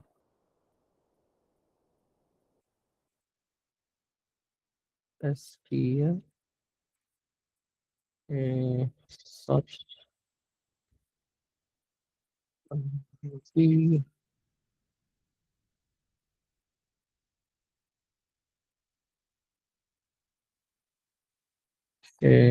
berarti saya udah ada. Scriptnya kita coba. Nah, dia pakai play tennis ya ceritanya. Kan play tennis itu ada 4 feature ya, labelnya 1 dan kita pura-pura nggak tahu labelnya aja. Dari mana? New notebook.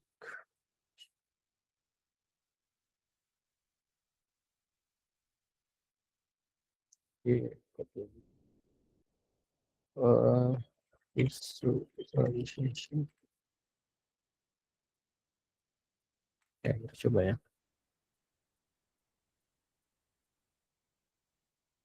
Nah, dia ini kan ada 1, 2, 3, 4, 5 distribusi data. Lalu kalau kita lihat, wah terlalu spread gitu kan. Nah, lalu kita gimana caranya bisa dapat kayak gini? Karena kalau kalau dilihat kan ini ada 1, 2, 3, 4, 5. Berarti ada 5 dimensi. Kok bisa distribusiin ke 2 dimensi dan 3 dimensi? Ini menggunakan PCA. Jadi ada yang namanya Principal Component Analysis yang kemarin saya jelasin kan. Apa tuh? Nah, kita juga bisa minta kalau dia mengganti algoritmanya dengan tadi yang satu PCA. Kita minta buat untuk versi autoencoder.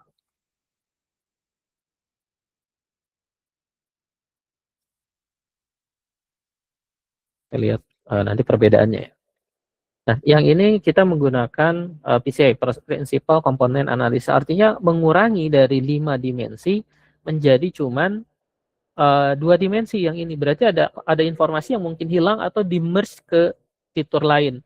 Maka kita bisa lihat. Nah, kalau misalnya dia tidak punya, ini kan dia ada yes no-nya ya. Tapi kalau misalnya kita melihat tanpa yes no-nya, misalnya labelnya kita hilangkan. Semuanya blue. Terus yang 2 dimensinya style target, column, target Y, unit target.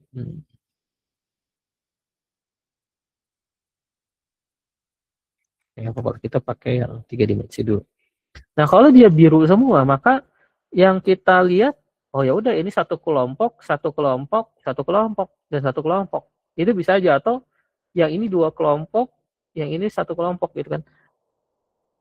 Nah, kalau kita nggak pakai supervise karena nggak ada kita nggak tahu yes no-nya yang mana, sebetulnya memang bisa terjadi kesalahan ya gitu kan, karena kita mengkelompokkan, kita nggak tahu sebenarnya di sini nih, ini kan di kecil yang bagian ini ada ini ya, ada kita pindahin dulu biar bisa dicoret-coret.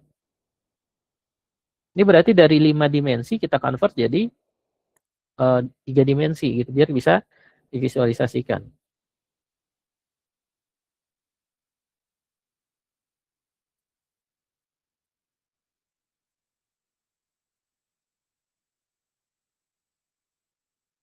Nah, kalau misalnya kalian lihat, ini kan bisa aja jadi apa enggak ini.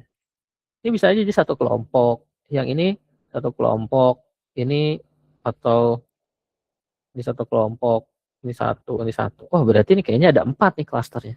Bisa jadi kalian akan memutuskan kayak gitu dan itu salah, enggak juga gitu kan. Karena kita nggak tahu ada berapa klaster, atau misalnya kita cuma 2 klaster, ini aja nih 1 dan 2. Itu pun kalau dia bisa mengklaster seperti ini. Bisa aja pas hasilnya ternyata kita bilang 2 klaster, ternyata seperti ini. Nah, kita belum tahu. Kenapa? Karena dia melihat hal yang berbeda, profilnya dan lain-lain. Jadi dia tidak melihat bahwa di situ ada fraud dan bukan fraud. gitu. Jadi tergantung dari distribusi datanya. Tapi karena ini kan ini ya apa cuma 14 data, jadi ya kemungkinan datanya tidak ideal besar. Artinya tidak cocok kalau pengen ngelihat apa cluster. Mana yang tadi visualization kita cek kalau tadi pakai PCA, yang ini tidak pakai, ini pakai autoencoder. TensorFlow, oh dia kok pakai TensorFlow. Kita minta pakai PyTorch yang TensorFlow.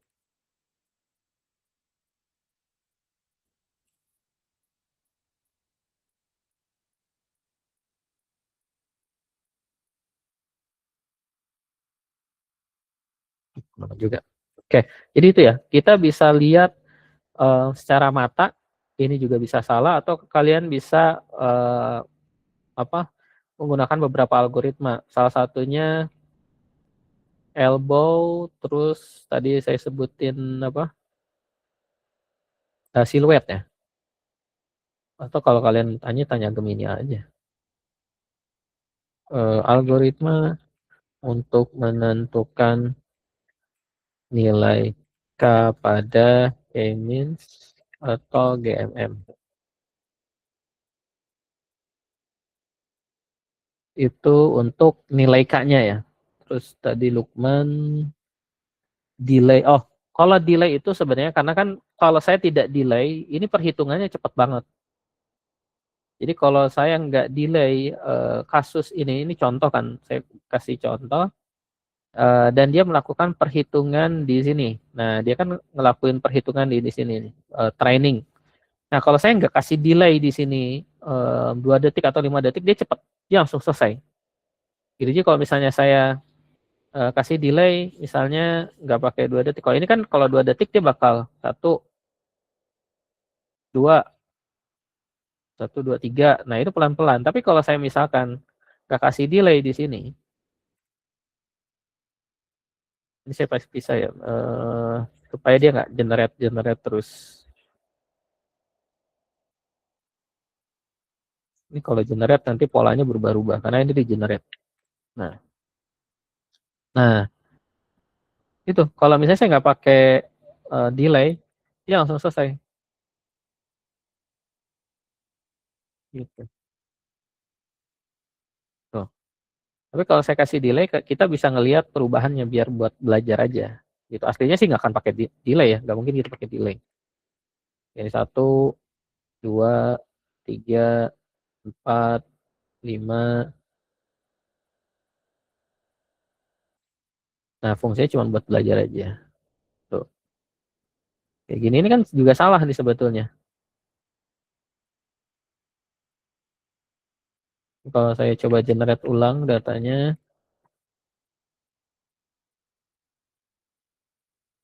nah ini cuma mendelay aja. Oke, nah ini tadi menentukan ada elbow. Nah ini metode siku, elbow method, ada silhouette, ada Bayesian. Nah ini beda-beda. Jadi nanti kalian harus cari mana yang cocok buat GMM, mana yang cocok buat K-means. Dan algoritma clustering apakah masih banyak-banyak. Jadi bukan cuman GMM dengan IM-nya atau K-means, tapi banyak gitu. Termasuk PCA. PCA itu sebenarnya algoritma clustering, tapi fungsinya sering kita pakai buat mereduksi apa? Mereduksi apa namanya tuh dimensi. Nah, tadi kita lagi minta ini kan ya, lagi minta supaya, nah ini kenapa belum beres-beres?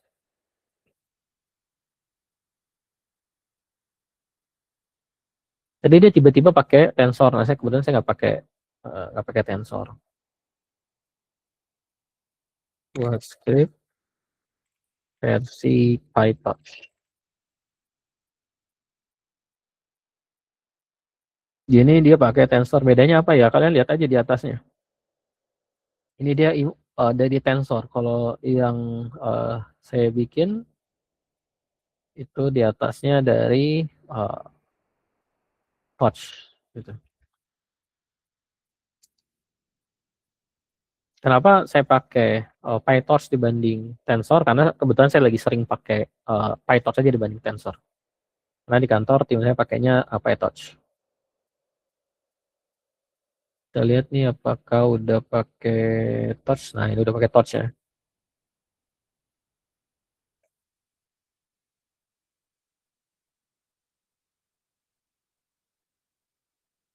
Kita coba dari jalan. Nah, ini versi autoencoder. Jadi kalau kita cek, nah ini kita kasih blue juga nih, jangan ada red biar kelihatan.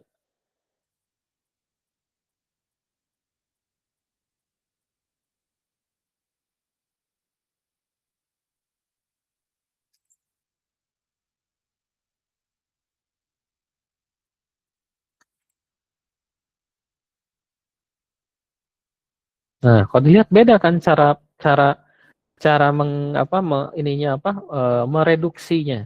Nah, kalau misalnya kita lihat sebenarnya mana yang lebih tepat pengelompokannya antara autoencoder sama mana yang lebih jago antara autoencoder dengan PCA misalnya. Kayak kita rubah lagi, yang satu jadi blue, yang satu jadi red, yang satu jadi blue juga. Ini jadi red juga. Kita running, ini juga kita running. Oke, ini yang PyTorch. Ini yang autoencoder. Kita tempatin di bawahnya.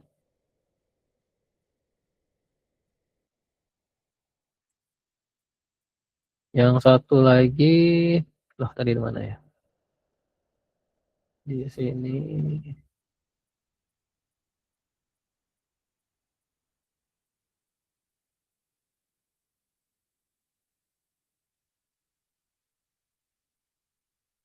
Oh, ini gimana ininya?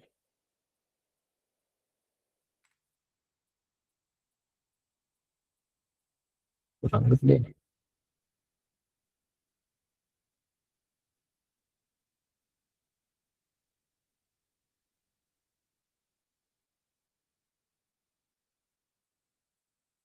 Ini untuk ini untuk PCA.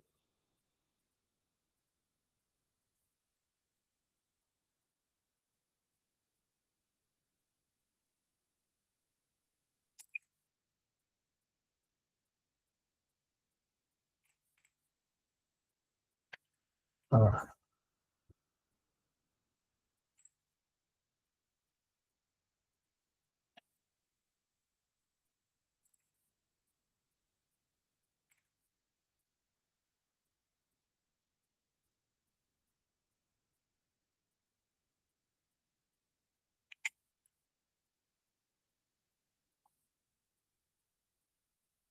Nah, ini kalau kita lihat dari 4 gambar, yang satu kita biruin doang, pura-pura nggak tahu, yang satu kita kasih tanda merah.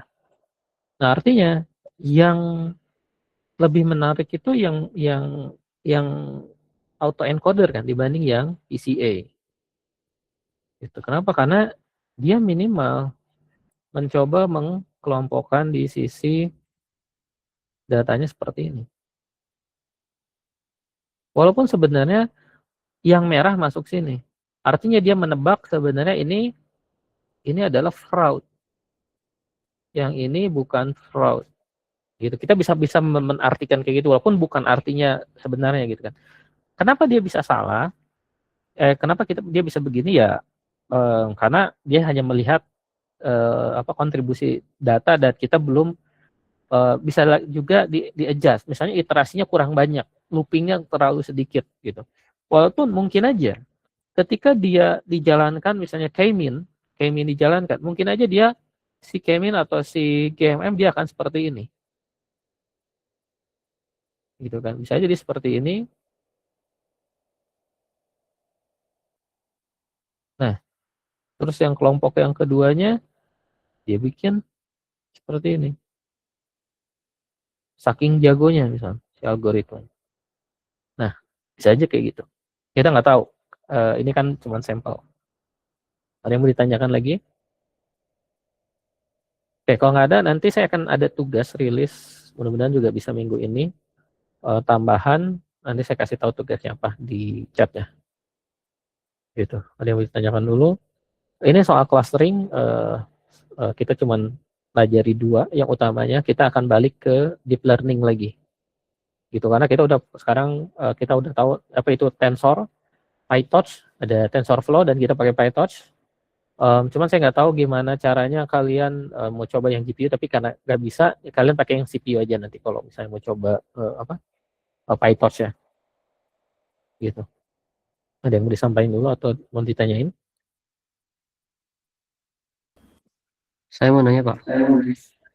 Deep Forest, saya juga belum pernah ini, belum pernah coba. Saya mau nanya tapi di luar konteks.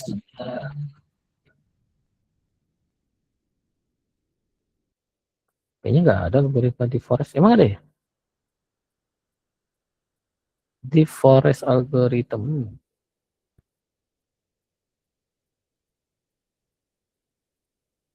Deep Forest Lasso.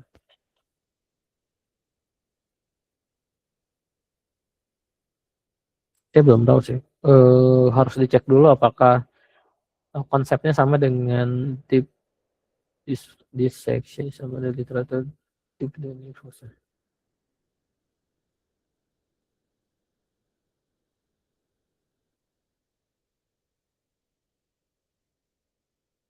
Bisa jadi masuk ya Deep Forest karena dia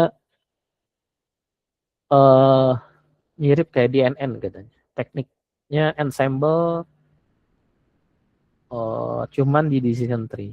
Ini bisa juga nih. Kayaknya karena selama ini kita ketika mention deep learning itu selalu konotasinya ke neural network. Saya sendiri berpandangan kalau sebenarnya nggak harus neural network ya, tapi algoritma yang dia tumpukan metode atau ensemble kayak deep forest ini possibility masuk ke deep learning. Yuk, Abdul Ayi, ada yang mau ditanyain? Saya mau nanya tapi di luar konteks Pak. Cek, nggak ada suaranya. Halo, tes. Abdul Ayi ini nggak ada suaranya.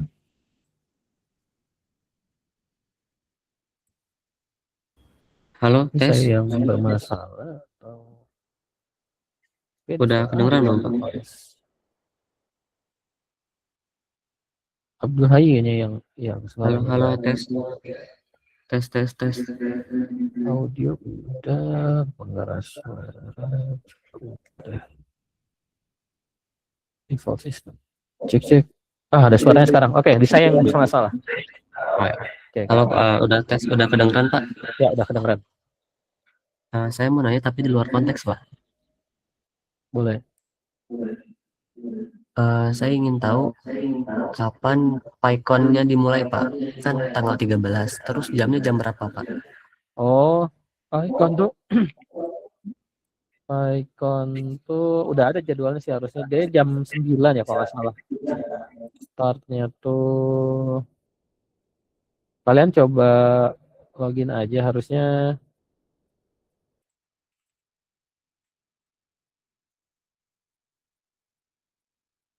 Coba. Saya juga lupa.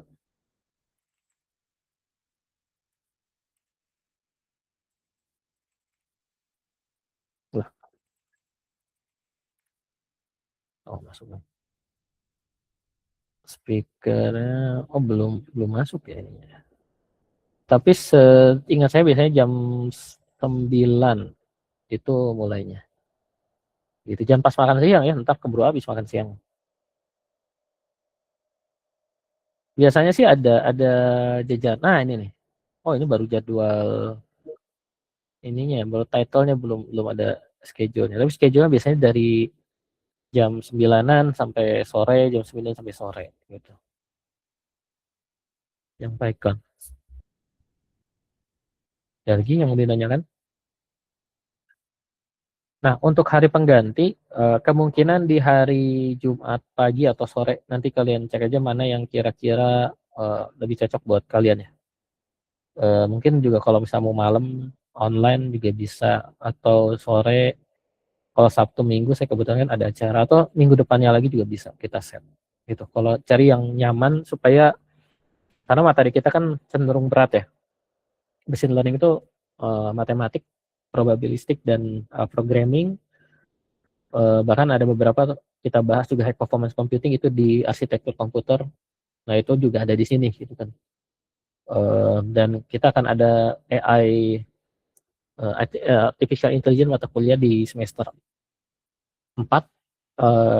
Itu bahas yang lebih advance lagi gitu kan. Nanti kalian malah kalau ketinggalan takut pusing. Jadi cari waktu yang kira-kira kalian oke. Materi kita selanjutnya soalnya di neural network juga, deep learning gitu.